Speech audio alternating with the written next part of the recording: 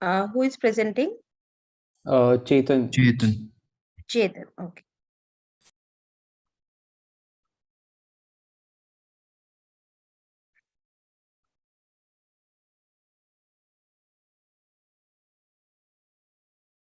Yeah, Chetan, you can. Is the presentation visible? Yeah, it is. Yes. I think it is. Okay. All right. Honorable members of Parliament, it is my privilege to stand before you today to present the demands of the Ministry of Education. As you know, the education system has received its highest ever allocation of rupees 1.12 lakh crore in the Union Budget of 23-24. And it is our responsibility to make the most of this opportunity to improve the quality of education in India and take it to new heights. To begin with, we demand the implementation of a STEM-based curriculum.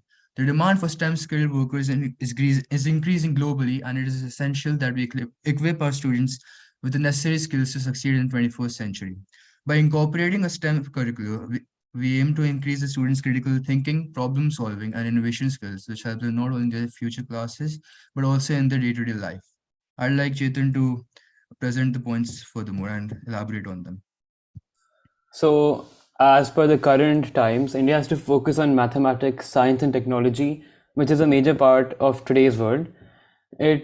By incorporating these subjects in our curriculum heavily, it can instill problem solving and critical thinking in our students, which can help them in their future careers and make their lives easy and maintain their level of thinking. And we can do this by giving them resources, access to resources, research resources, funds, and facilities. Thus, we demand 25,000 crore for implementing a STEM-based curriculum for the Parliament. Now, moving on, another major demand is the improvement of the quality of education. India has a vast talent pool, but lack of quality education has hindered their potential. We aim to bridge this gap by incorporating modern teaching methods, up-to-date curriculum, and teaching teachers to be equipped with the latest teaching skills. To ensure that students receive the best quality education, we will also be setting up a quality assurance and accreditation mechanism. Now, Chetan would furthermore elaborate on this. As Sridhar said, we can do this by collaborating between several colleges, universities, and industries critical for ensuring that students are equipped with such skills. These can be done by internships, co-op programs, and research partnerships. Also, providing teachers with access to professional development opportunities, as well as other teaching techniques and technologies, can result in a better improvement in quality of education. Thus, we demand 20,000 crore for improving the quality of education in India. Moving on, along with quality of education, vocational training is also very crucial. A lot of students drop out of schools due to the lack of job opportunities. But with vocational training, we can provide them with skills to secure a job and help them lead a self-sufficient life. Chetan, can you please expand? Yeah, so practical knowledge is India lacks practical knowledge in students when they are in schools. Students aren't able to apply whatever they've learned in textbooks and actually apply them in real lives, which results into wastage of all the bookish knowledge that they've gained. So, to contribute to the development of a workforce that is ready for the challenges of the 21st century, it is important for the students to be exposed to practical knowledge and hands-on experience.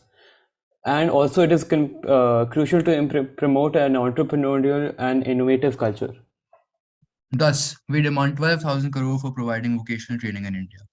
Now, like I mentioned before, dropouts is a huge problem in India. So reducing dropouts is our next important demand.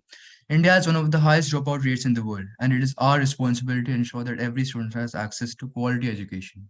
To reduce dropouts, we'll be providing financial assistance to students from economically weaker sections, setting up hostels for students who live in remote areas, and incorporating a flexible education system. Karthik, can you please broaden and expand what I've just mentioned? Sure. Only 1 minute is left. All right. Okay. So, as Srirang mentioned about the high dropout rates of India, we certainly have seen an improvement in dropout rates from 4.7% in the previous years to around 1.5% right now in India. But due to COVID, a lot of schools were shut down, as we all know, and online education was pursued greatly. And so at that point, we saw nearly 100% increase of double in a Yeah, dropout. you're right, Kartikeya. So What thus we demand 25,000 crore for reducing dropouts in India. Now moving on to our last point. Improving infrastructure is another crucial demand. The current infrastructure in many schools and colleges is inadequate, and this affects the quality of education. We will be investing in the development of state-of-art infrastructure and equipping schools and colleges with modern technology to enhance the learning experience of students. Chetan, can you please elaborate? We'll be including digital libraries, Yeah. and like the current government has already done, and I think this is a great idea to help students in remote areas to access education. We'll also be collaborating with foreign universities to improve the quality of education in India and make India compete with foreign universities. So our IITs, VITs, NITs will be competing with all the MITs and Harvards of the world. And so, like we have mentioned, India has allocated 1.12 lakh crore for Thank you. education. Your time Thank is you. over. Thank Thank you. you. Education is the movement from darkness to light. Education is the mother of leadership. With this, I would like to call upon the team of opposition to kindly ask the questions. Shravya? Yes, my team member Hasnur will start. Hasnur?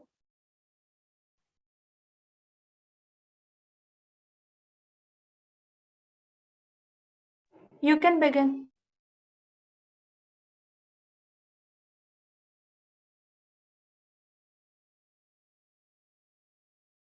Hasnur, would you like to take it from here?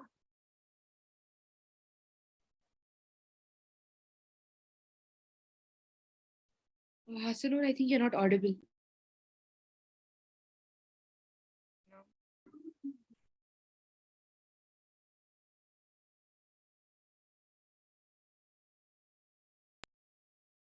Please ask questions.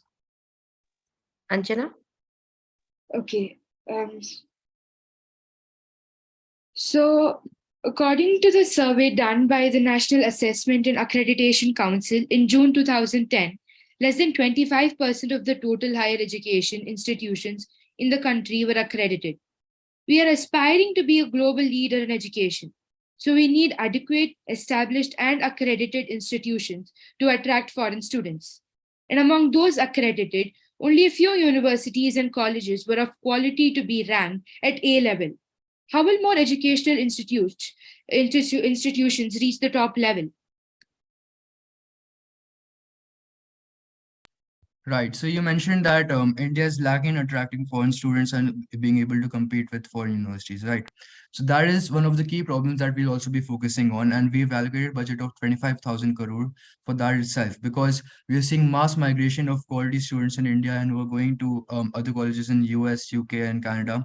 So we'll be improving the quality of education, improving the infrastructure of Indian colleges, and also improving the research and the development of these colleges so that we can improve on what we've already built on in previous, the foundation on what we've built on, and then we can actually enable these students to reach their full potential, which they can't do right now. Thank you. That answers my question. Over to you, Shravya.